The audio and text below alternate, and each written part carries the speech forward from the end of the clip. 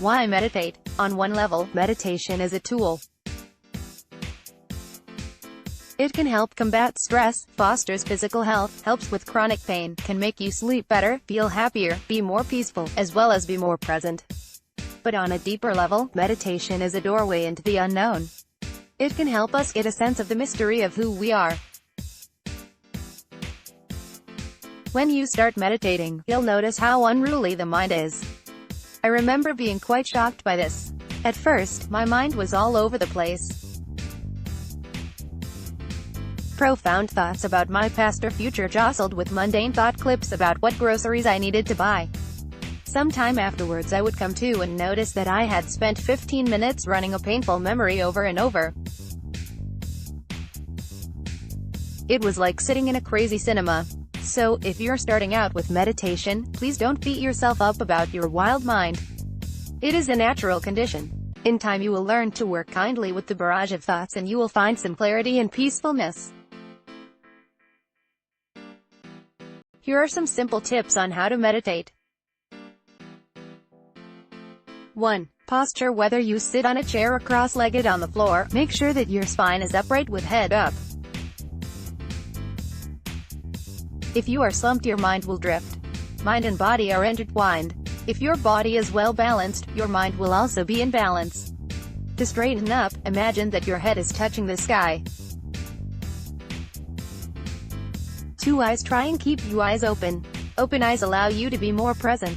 Just lower your eyes and let your gaze be soft. If you close your eyes, you will be more likely to drift away on thoughts and stories. However, it's important to do what is comfortable for you. Some people find closing their eyes much more effective. It's good to experiment and see what feels best for you. 2. Focus. In ordinary consciousness we are hardly ever present. For example, sometimes we drive the car on autopilot while being preoccupied with thoughts. Suddenly we arrive at our destination and don't remember anything about the drive. So, meditation is a wonderful way of waking up to our life. Otherwise we miss most of our experiences because we are somewhere else in our mind. Let's take a look at what focus is.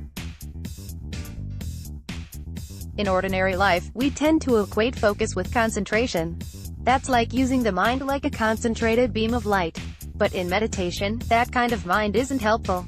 It's too sharp and edgy. To focus in meditation means to pay soft attention to whatever you place in the center of awareness.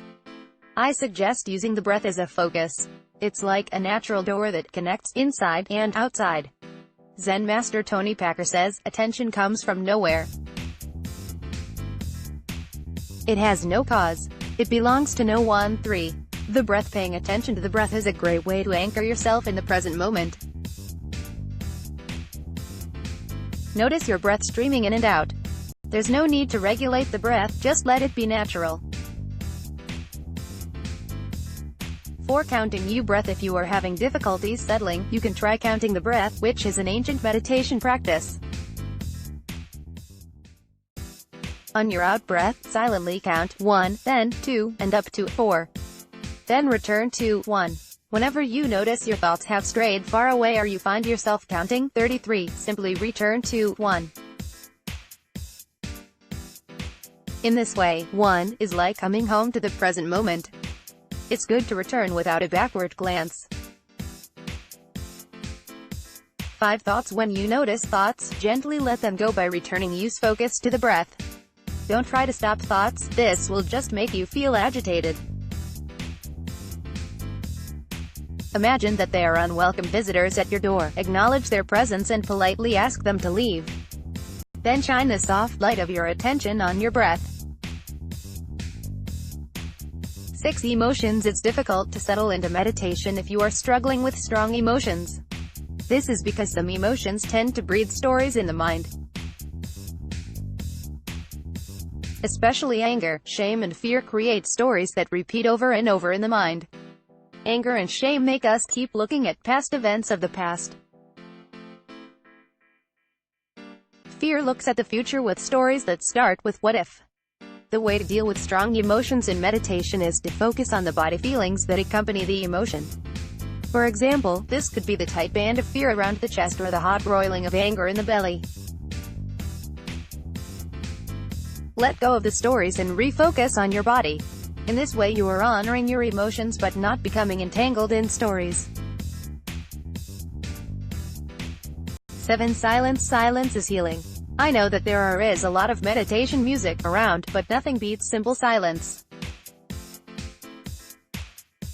Otherwise the music or sounds on the tape just drown out the chatter in your mind. When we sit in silence, we actually get to experience what our mind is doing. There is a steadiness and calmness that comes from sitting in silence. In time, matter and inner silence meet and you come to rest in the moment. 8. Length. Start with 10 minutes and only sit longer if you feel the length is too short. Don't force yourself to meditate longer if you are not ready to do that. In time you might like to extend your meditation to 25 minutes. That's a length that allows you to settle your mind without causing too much stress on your body. Most importantly, shrug off any shoulds. Some people enjoy sitting for an hour at a time. Others find that they can't sit longer than 10 minutes. Do what feels right for you. 9. Place. It's lovely to create a special place to sit. You can even make a shrine or an altar that you can face when you sit in meditation. You might like to place a candle on your altar and objects that have meaning to you.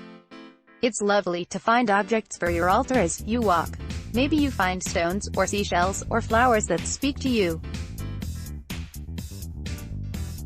10. Enjoyment. Most of all, it's important to enjoy meditation. You might like to try sitting with a hint of a smile. Be kind to yourself. Start sitting